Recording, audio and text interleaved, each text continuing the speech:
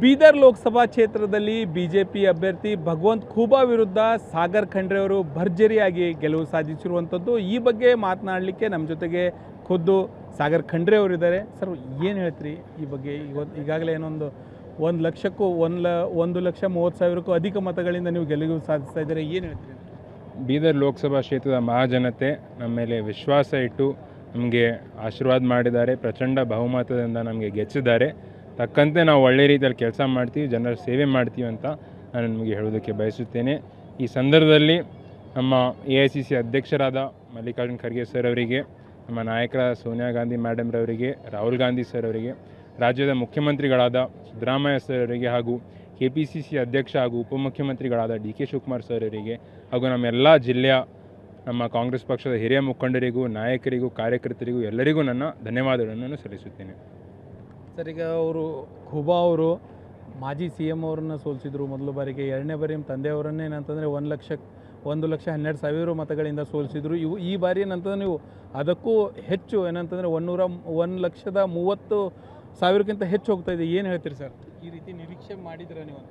ನಾವು ಈ ಅಂತರ ನಿರೀಕ್ಷೆ ಮಾಡಿದ್ವಿ. ಯಾಕಂತಂದರೆ ಗೆದ್ದ ಮೇಲೆ ಅವ್ರೇನು ಜನರ ಕೆಲಸ ಮಾಡಬೇಕಾಗಿತ್ತು, ಅಭಿವೃದ್ಧಿ ಮಾಡಬೇಕಾಗಿತ್ತು, ಜನರಿಗೆ ಏನು ರೆಸ್ಪಾನ್ಸ್ ಕೊಡಬೇಕಾಗಿತ್ತು, ಅವ್ರು ಕೊಡಲಿಲ್ಲ.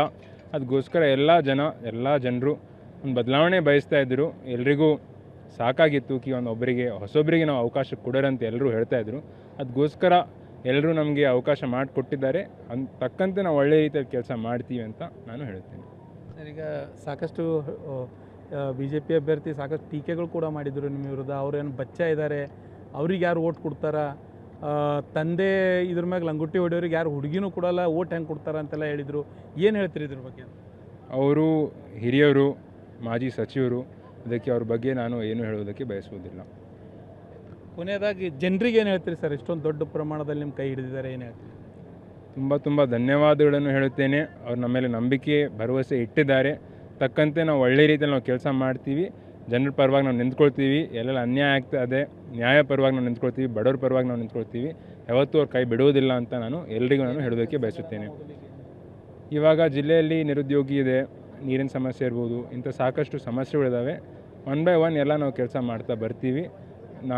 ಏನು ಜನಪ್ರತಿನಿಧಿಯವರ ಜವಾಬ್ದಾರಿ ಇದೆ, ಪ್ರಾಮಾಣಿಕವಾಗಿ ನಾನು ನಿಭಾಯಿಸ್ತೀನಿ ಅಂತ ನಾನು ಎಲ್ಲರಿಗೂ ಹೇಳೋದಕ್ಕೆ ಬಯಸುತ್ತೇನೆ. ಇದಿಷ್ಟು ಏನೊಂದು ಕಾಂಗ್ರೆಸ್ನಿಂದ ಸ್ಪರ್ಧೆ ಮಾಡಿ ಭರ್ಜರಿಯಾಗಿ ಗೆಲುವು ಸಾಧಿಸಿರುವಂಥ ಸಾಗರ್ ಖಂಡ್ರೆ ಅವರ ಮಾತಾಗಿತ್ತು. ಕ್ಯಾಮರಾಮನ್ ಶರಣು ಜೊತೆ ಲಿಂಗೇಶ್ ಮರ್ಕಲೆ, ಏಷ್ಯಾನೆಟ್ ಸುವರ್ಣ ನ್ಯೂಸ್, ಬೀದರ್.